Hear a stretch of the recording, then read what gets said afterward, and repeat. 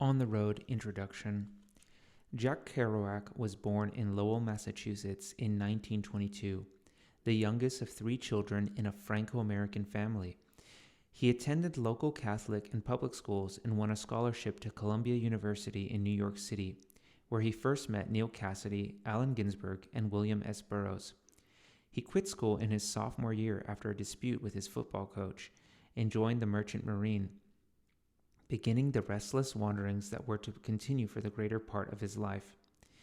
His first novel, The Tower and the City, appeared in 1950, but it was On the Road, published in 1957, and memorializing his adventures with Neal Cassady, that epitomized to the world what became known as the Beat Generation, and made Kerouac one of the most celebrated writers of his time. Publication of many other books followed, among them The Dharma Bums, The Subterraneans, and Big Sur. Kerouac considered all his fiction to be part of the Dolois legend. In my old age, he wrote, I intend to collect all my work and reinsert my pantheon of uniform names, leave the long shelf full of books there, and die happy. He died in St. Petersburg, Florida in 1969 at the age of 47. On the Road by Jack Kerouac. Part 1. I first met Dean not long after my wife and I split up. I had just gotten over a serious illness that I won't bother to talk about, except that it had something to do with the miserably weary split up and my feeling that everything was dead. With the coming of Dean Moriarty began the part of my life you could call my life on the road. Before that, I'd often dreamed of going west to see the country, always vaguely planning and never taking off. Dean is the perfect guy for the road because he actually was born on the road when his parents were passing through Salt Lake City in 1926 in a jalopy on their way to Los Angeles. First reports of him came to me through Chad King, who'd shown me a few letters from him written in a New Mexico reform school. I was tremendously interested in the letters because they so naively and sweetly asked Chad to teach him all about Nietzsche and all the wonderful intellectual things that Chad knew. At one point, Carlo and I talked about the letters and wondered if we would ever meet the strange Dean Moriarty. This is all far back, when Dean was not the way he is today, when he was a young jail kid shrouded in mystery. Then news came that Dean was out of reform school and was coming to New York for the first time. Also, there was talk that he had just married a girl named Mary Lou. One day, I was hanging around the campus, and Chad and Tim Gray told me Dean was staying in a cold water pad in East Harlem, the Spanish Harlem. Dean had arrived the night before, the first time in New York, with his beautiful little sharp chick Mary Lou. They got off the Greyhound bus at 50th Street and cut around the corner, looking for a place to eat, and went right in Hector's. And since then, Hector's Cafeteria has always been a big symbol of New York for Dean. They spent money on beautiful big glazed cakes and cream puffs. All this time, Dean was telling Mary Lou things like this. Now, darling, here we are in New York, and although I haven't told you everything that I was thinking about when we crossed Missouri, and especially at the point when we passed the Boonville Reformatory, which reminded me of my jail problem, it is absolutely necessary now to postpone all those leftover things concerning our personal love things and at once begin thinking of specific work-life plans.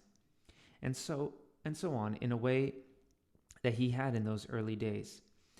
I went to the Coldwater flat with the boys, and Dean came to the door in his shorts. Mary Lou was jumping off the couch. Dean had dispatched the occupant of the apartment to the kitchen, probably to make coffee, while he proceeded with his love problems. For to him, sex was the one and only holy and important thing in life, although he had to sweat and curse to make a living and so on. You saw that in the way he stood bobbing his head, always looking down, nodding, like a young boxer to instructions, to make you think he was listening to every word, throwing in 1,000 yeses and that's right. My first impression of Dean was of a young Gene Autry, trim, thick-hipped, blue-eyed with a real Oklahoma accent. Sideburns hero on the snowy west. In fact, He'd just been working on a ranch, Ed Walls in Colorado, before marrying Mary Lou and coming east. Mary Lou was a pretty blonde with immense ringlets of hair, like a sea of golden tresses. She sat there on the edge of the couch, with her hands hanging in her lap and her smoky blue country eyes fixed in a wide state because she was in an evil gray New York pad that she'd heard about back west, and waiting like a long-bodied, emaciated Modigliani surrealist woman in a serious room. But outside of being a sweet little girl, she was awfully dumb and capable of doing horrible things. That night, we all drank beer and pulled bris and talked till dawn. In the morning, while we sat around bumbling, smoking butts from ashtrays in the gray light of a gloomy day, Dean got up nervously, paced around thinking, and decided the thing to do was to have Mary Lou make breakfast and sweep the floor. In other words, we've got to get on the ball, darling. What I'm saying, otherwise it'll be fluctuating and a lack of true knowledge or crystallization of our plans. Then I went away. During the following week, he confided in Chad King that he absolutely had to learn how to write from him. Chad said I was a writer and should come to me for advice. Meanwhile, Dean had gotten a job in a parking lot, had a fight with Mary Lou in their Hoboken apartment. God knows why they were there. And she was so mad and so down deep vindictive that she reported to the police some false trumped up hysterical crazy charge, and Dean had to lamb from Hoboken. So he had no place to live. He came right out to Paterson, New Jersey, where I was living with my aunt, and one night, while I was studying there was a knock on the door, and there was Dean, bowing, shuffling obsequiously in the dark of the hall and saying, "Hello, you remember me, Dean Moriarty? I've come to ask you to show me how to write." "And where's Mary Lou?" I asked. And Dean said she'd apparently hoard a few dollars together and gone back to Denver. The whore! So we went out to have a few beers because we couldn't talk like we wanted to talk in front of my aunt, who sat in the living room reading her paper. She took one look at Dean and decided that he was a madman. In the bar, I told Dean, "Hell, man, I know very well you didn't come to me only to want to become a writer, and after all, what do I really know about it except you've got to stick to it and with the energy of a Benny addict?" And he said, "Yes, of course, I know exactly what you mean, and in fact, all those problems have occurred to me, but the thing that I want is the realization of those factors that should one depend on Schopenhauer's dichotomy for an inwardly realized," and so on in that way. Things I understood not a bit, and he himself didn't. In those days, he really didn't know what he was talking about. That is to say, he was a young jail kid, all hung up on the wonderful possibilities of becoming real intellectual. And he liked to talk in the tone and using the words, but in a jumbled way, that he had heard from real intellectuals. Although, mind you, he wasn't so naive as that in all other things, so it took him just a few months with Carlo Marx to become completely in there with all the terms and jargon. Nonetheless, we understood each other on other levels of madness, and I agreed that he could stay at my home till he found a job, and furthermore, we agreed to go out west sometime. That was the winter of 1947. One night when Dean ate supper at my house, he already had the parking lot job in New York. He leaned over my shoulder as I typed rapidly away and said, "Come on, man, those girls won't wait. Make it fast." I said, "Hold on a minute. I'll be right with you as soon as I finish this chapter." And it was one of the best chapters in the book. Then I dressed, and off we flew to New York to meet some girls. As we rode in the bus in the weird phosphorescent void of the Lincoln Tunnel, we leaned on each other with fingers waving and yelled and talked excitedly, and I was beginning to get the bug like Dean. He was simply a youth, tremendously excited with life. And though he was a con man, he was only conning because he wanted so much to live and to get involved with people who would otherwise pay no attention to him. He was conning me, and I knew it, for room and board and how to write, etc. And he knew I knew. This has been the basis of our relationship. But I didn't care, and we got along fine. No pestering, no catering. We tiptoed around each other like heartbreaking new friends. I began to learn from him as much as he probably learned from me. As far as my work was concerned, he said, "Go ahead, everything you do is great." He watched over my shoulder as I wrote stories, yelling, "Yes, that's right, wow, man," and "Whoo," and wiped his face with his handkerchief. "Man, wow, there's so many things to do, so many things to write. How to even begin to get it all down and without modified restraints and hung up on like literary inhibitions and grammatical fears." "That's right, man, now you're talking." And a kind of holy lightning I saw from his excitement and his visions, which he described so torrentially that people in buses looked around to see the overexcited nut. In the West, we'd spent a third of his time in the pool hall, a third in jail, and a third in the public library. They'd seen him rushing eagerly down the winter streets, bareheaded, carrying books to the pool hall and climbing trees to get into the attics of buddies, where he spent days reading or hiding from the law. We went to New York. I forgot what the situation was. 2 colored girls. There were no girls there. They were supposed to meet him in a diner and didn't show up. We went to his parking lot where he had a few things to do. Change his clothes in the shack in the back and spruce up a bit in front of the cracked mirror and so on. And then we took off. And that was the night Dean met Carlo Marx. A tremendous thing happened when Dean met Carlo Marx. 2 keen minds that they are. They took to each other at the drop of a hat. 2 piercing eyes glanced into 2 piercing eyes. The holy con man with the shining mind and the sorrowful poetic con man with the dark mind, that is Carlo Marx. From that moment on, I saw very little of Dean, and I was a little sorry too. Their energies met head on. I was a lout compared. I couldn't keep up with them. The whole mad swirl of everything that was to come began then. It would mix up all my friends and all I had left of my family in the big dust cloud over the American night. Carlo told him of old Bull Lee, Elmer Hassel, Jane, Lee in Texas growing weed, Hassel on Rikers Island, Jane wandering on Times Square in the Benzedrine hallucination with her baby girl in her arms and ending up in Bellevue. And Dean told Carlo of unknown people in the West like Tommy Snark, the club-footed pool hall rotation shark and card player and queer saint. He told him of Roy Johnson, Big Ed Dunkel, his boyfriend buddies, his street buddies, his innumerable girls and sex parties and pornographic pictures, his heroes, heroines, adventures. They rushed down the street together, digging everything in the early way they had, which later became so much sadder and perceptive and blank.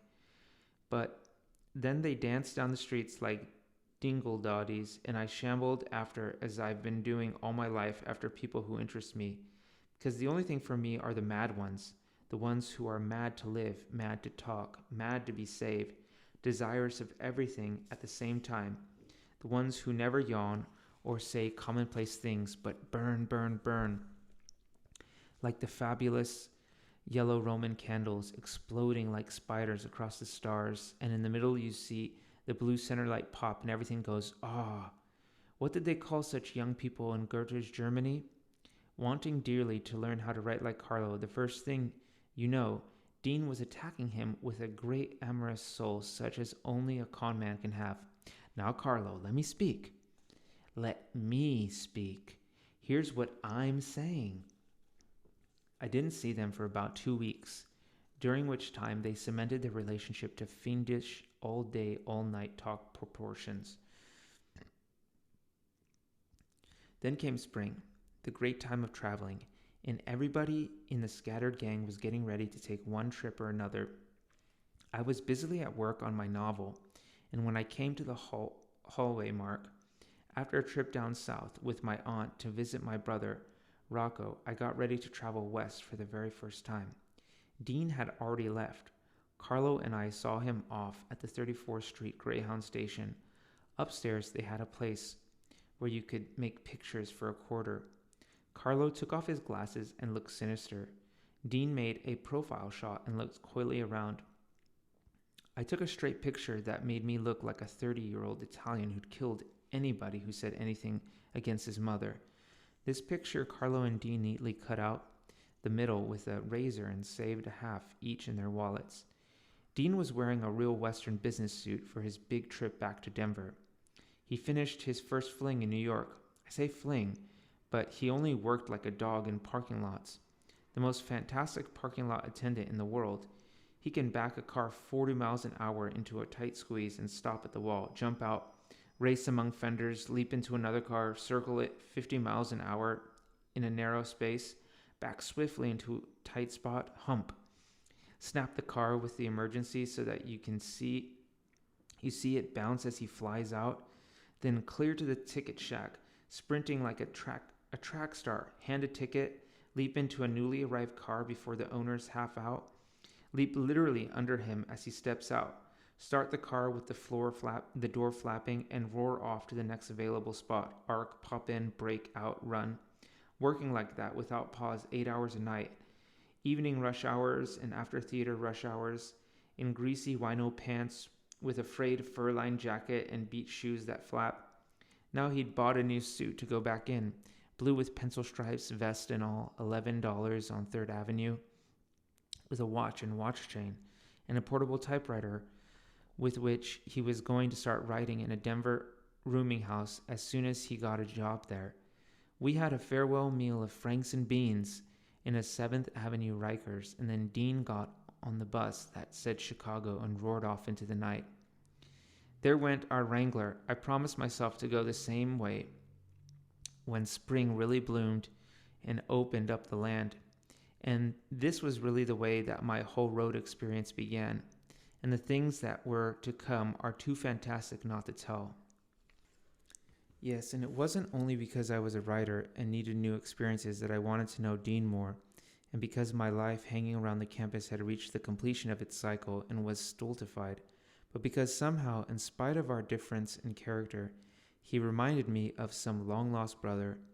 The sight of his suffering bony face with the long sideburns and his straining muscular, sweating neck made me remember my boyhood in those dye dumps and swim holes and riversides of Patterson and the Passaic.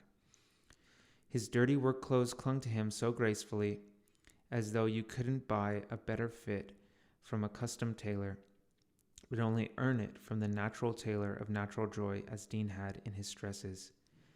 And in his excited way of speaking, I heard again the voices of old companions and brothers under the bridge, among the motorcycles, along the wash-lined neighborhood and drowsy doorsteps of afternoon, where boys played guitars while their older brothers worked in the mills. All my other current friends were intellectuals. Chad the Nietzschean, an anthropologist, Carlo Marx in his nutty, surrealist, low-voiced, serious staring talk, Old Bull Lee and his critical anti-everything drawl, or else they were slinking criminals like Elmer Hassel, with that hip sneer, Jane Lee the same, sprawled on the oriental cover of her couch, sniffing at the New Yorker. But Dean's intellectual was every bit as formal and shining and complete, without the tedious intellectualness. And his criminality was not something that sulked and sneered. It was a wild, yeah-saying overburst of American joy. It was Western, the West Wind, an ode from the plains, something new, long prophesied, long a-comin'. He only stole cars for joyrides. Besides, all my New York friends were in the negative, nightmare position of putting down society and giving their tired bookish and political, psychoanalytical reasons. But Dean just raced in society, eager for bread and love. He didn't care one way or the other. So long as I get that little old gal with that little something down there between her legs, boy. And so long as we eat, son, you hear me? I'm hungry, I'm starving, let's eat right now. And off we'd rush to eat. Whereof, as saith Ecclesiastes, it is your portion under the sun. The western kinsman of the sun, Dean. Although my aunt warned me that he would get me in trouble, I could hear a new call and see a new horizon, and believe at my young age and a little bit of trouble, or even Dean's eventual rejection of me as a buddy, putting me down as he would later on starving sidewalks and sick beds, what did it matter? I was a young writer, and I wanted to take off. Somewhere along the line, I knew there'd be girls, visions, everything. Somewhere along the line, the pearl would be handed to me. Part 1.